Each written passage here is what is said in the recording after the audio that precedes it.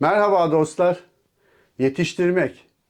Eğitimle ilgili pek hoşuma gitmeyen bir sözcüktür ancak bazı sözcükler dile öylesine yerleşmiş oluyor ki onun yerine hangi sözcüğü seçerseniz seçin aynı anlamı vermiyor.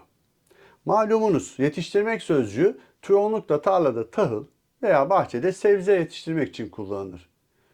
Gelin bir metafor yapalım. Tarladaki yetiştirmek sözcüğü eğitimle nasıl bütünleşir bir bakalım. Çiftçilikte ürün yetiştirmek özenli çalışmayı gerektirir. Tohum ekmek için toprağı temizlemek, sürerek tohuma yatak açmak, yabancı otlar ve hastalıklardan arındırmak, nemlendirerek iyice hazırlamak gerekir. Uygun koşulları oluşturmadan tohum ekilmez.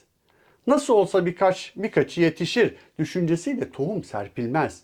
Çiftçi her tohumun yeşermesi ve en yüksek verimi almak için işi şansa bırakmaz.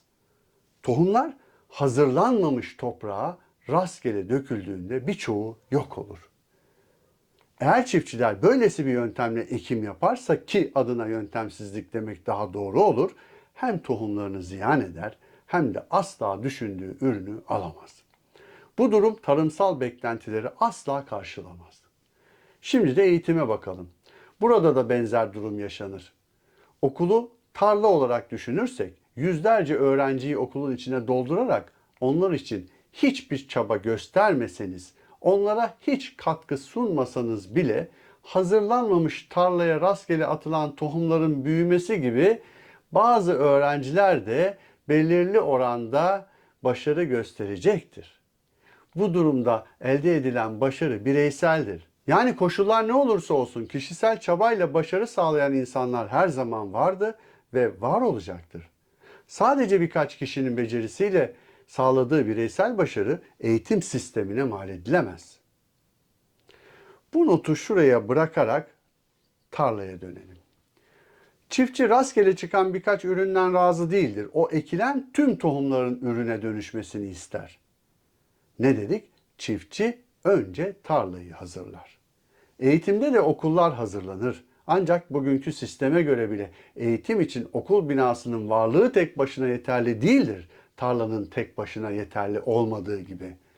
Okulun düzenlenmesi, eğitim öğretim için uygun ortamın hazırlanması gerekir.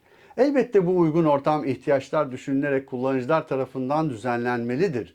Koşulların uygunluğu önemlidir. Ancak ayrıca bu koşulları doğru şekilde kullanacak ve rehberlik yapacak öğretmenler olmadan işin gerçekleşmesi son derece güç ve sonuçları rastlantısal olur. Peki her tohum ve ihtiyaçları aynı mıdır? Tüm tohumlar aynı hızla mı gelişir? Mısır tohumundan buğday elde edilir mi? Eğer aynı tarlada farklı tohumlar ekecekseniz tarlayı da düzenlemeniz gerekir. Yani tohumlar tarlaya karmakarışık şekilde serpilmez. O zaman öğrencilerin okula, sınıflara rastgele yerleştirilmesi ve tümünün aynı kabul edilmesi büyük bir yanılgı değil midir? Çok su isteyen bir tohuma az isteyene çok su verilmez. Kimi dayanıklılığı sayesinde koşulların üstesinden gelirken kimi yakın ilgi bekler, kimi nemli havayı sever, kimi kuru havayı. Öğrenciler de tohum gibidir. Her biri değerli ve gelecekteki potansiyel üründür. Her öğrenci farklıdır. Öğrenme biçimleri, öğrenme hızları, sosyokültürel durumları, hazır bulmuşlukları, becerileri birbirinden farklı olan öğrenciler aynı ortamda, aynı hızda, aynı yöntem ve teknikle aynı başarıyı elde edemez. Bazılarının başarılı olması sistemin başarısını göstermez. Bu sonucu başarı olarak görmek, yapılan işin niteliksizliğini, verimsizliğini görmezden gelmektir. Söylemlerde her çocuk bizim için değerlidir denilse de çiftçinin tohuma gösterdiği saygı çocuklara gösteriliyor mu? Yanıtı size bırakıyorum. Kaç eğitimci samimi olarak bu gerçekle yüzleşiyor? Sorunlarla karşılaştığında kaç kişi mücadele ediyor? Demek ki neymiş? İşi yapan ne yaptığını bilerek yapmalı, ortam ve koşullar düzgün hazırlanmalı, ürün elde edilene kadar da aynı özen gösterilerek şartlar sürekli kontrol edilmeli ve düzenlenmeliymiş.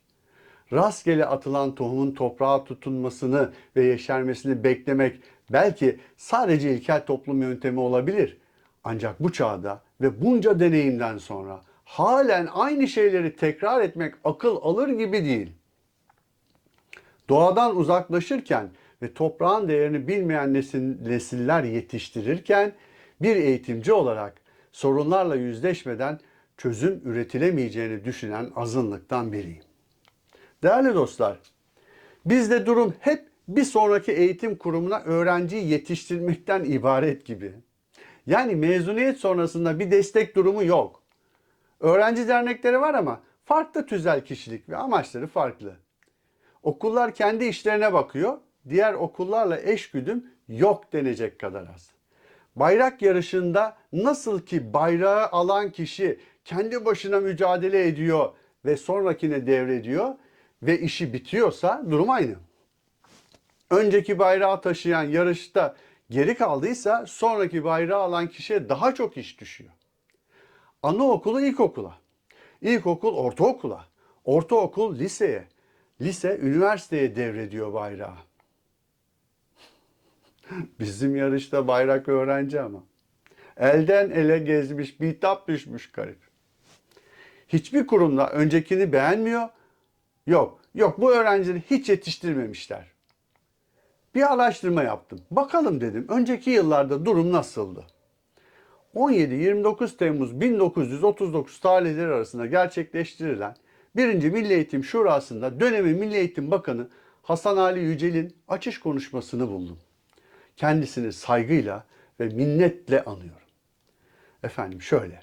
Muhterem arkadaşlar, ortaokul öğretmenleri ilkokuldan gelen çocukların zayıf olduklarını söylüyorlar. Lise muallimleri aynı şikayetleri ortaokula yüklüyorlar.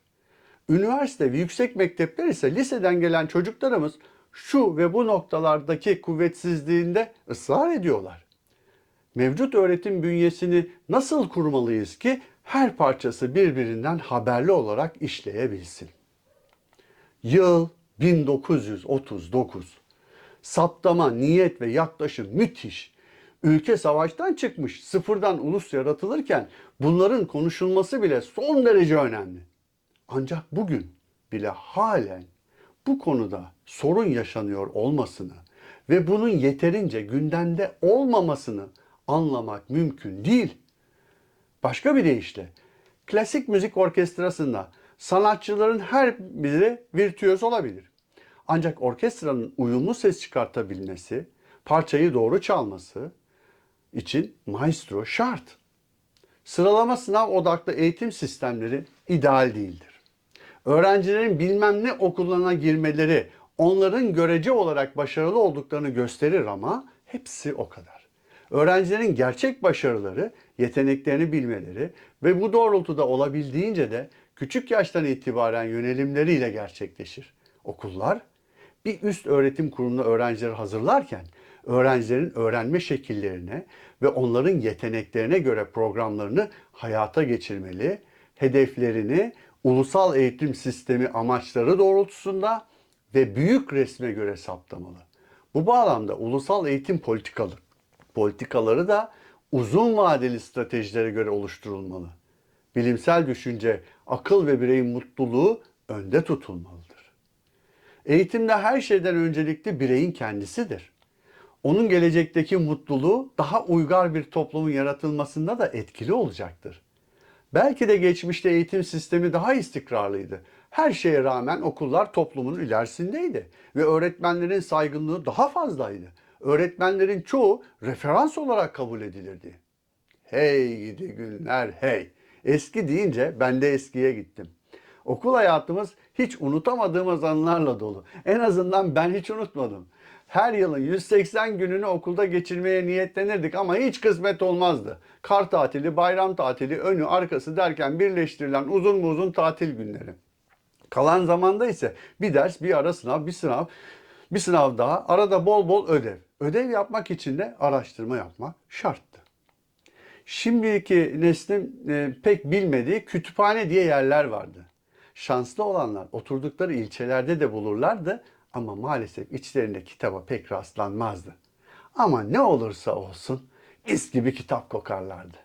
En değerli hazine ise ansiklopedilerdi ve öyle her eve nasip olmazdı.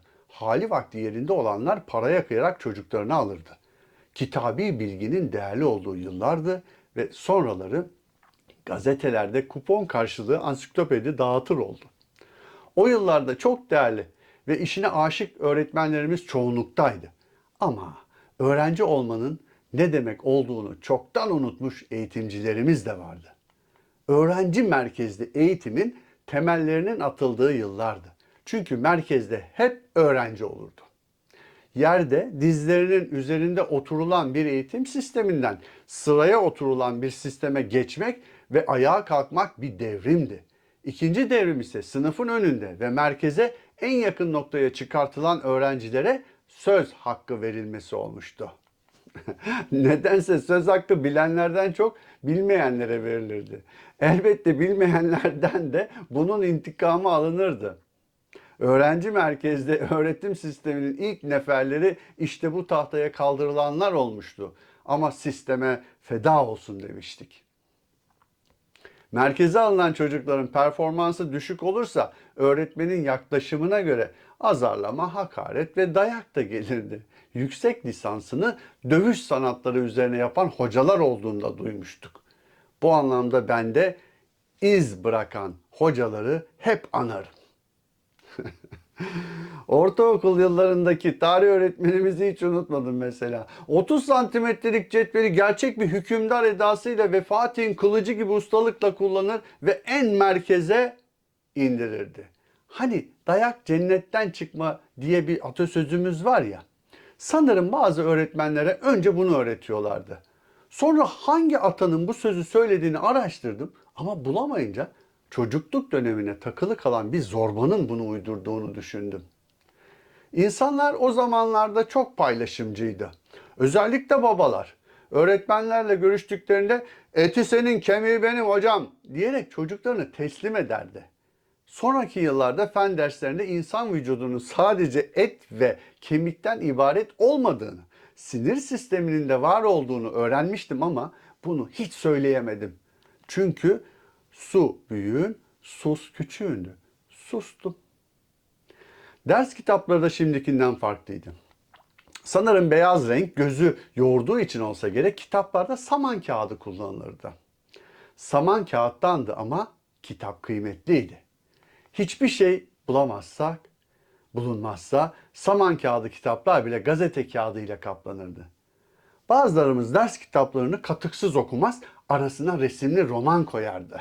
Ekmek arası köfte gibi. Kesinlikle daha besleyiciydi. Okuyanların ruhu beslenirdi. Ruh dolmuştu ama mideler boştu. Kooperatif denen bugünkü kantinlerde en fazla gazoz, poğaça ve simit olurdu. Okul dışında bekleyen turşucu, leblebi tozu satanlar ve helvacılar ise bizim en önemli çeşnicimizdi. Evet, yoksulluk vardı. Ancak yemek dökmek, yarıda bırakılan hamburgerler, sayfası açılmadan çöpe atılan kitaplar, 2 sayfası karalanmış ama bitirilmemiş defterler, tipi beğenilmediği için kullanılmayan kalemler, her sene yenilenen çantalarımız yoktu. Yerli malı, yurdun malı, herkes onu kullanmalı gibi sloganlarımız vardı. Zenginlikle görgüsüzlük ayırt edilirdi.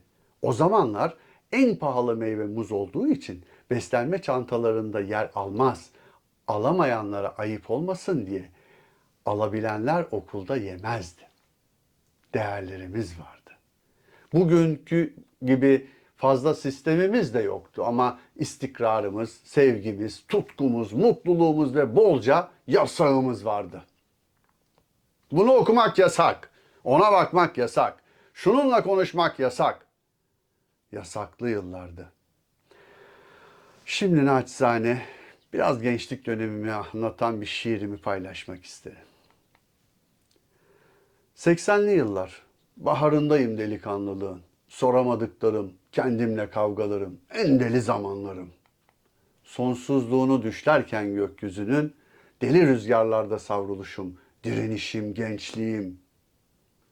Tank paleti, makineli tüfek, kasatura, öldüresiye soğuk demir ökçe, donuk bakışlar, sonbahar. Ne bir çıkar yol bulabildik, ne hayal kurabildik yasaklı günlerde. Kimsenin kıraat etmediği kıraathanelerde okuduk hayatı. Çay kazanı buharı, sigara dumanı, tuvaletten yayılan silik kokusu eşliğinde. Bridge, King, batak, yanık, gırla, umutlar tükenmiş, tek umut kağıtlarda. Al kızı, ver papazı. Marif'ten emekli Şükrü amca, minibüs şoförü Dursun, inşaat müteahhiti Hilmi, çevre esnaf, tekmili birden öğretmeniydi gençlerin. Çok şey öğrendim hepsinden hayata dair.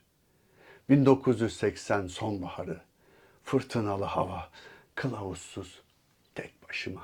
Şimdi tüm ülke kıraathane ve aynı oyun oynanıyor her yerde. Al kızı, ver papazı. Artık ne ben eski benim, ne ülke eski ülke. Değişmeyen tek şey, ben yine derin düşüncelerdeyim. Değerli dostlar, insan anılarıyla yaşıyor. Ne kadar zor olursa olsun insan eskilerini özlüyor. Eğitim her yerde. İnsan kabul ettikten sonra yaşam boyu da öğretmenleri oluyor. Ne var ki okul duvarlarının dışındaki öğretmenlerini kendi seçiyor. Yetiştirmekle söze başlamıştık ya, aslına bakacak olursanız insan tercihleri ve kabulleriyle kendini yetiştiriyor. Bu haftalıkta bu kadar dostlar. Sağlıcakla kalın, hoşça kalın.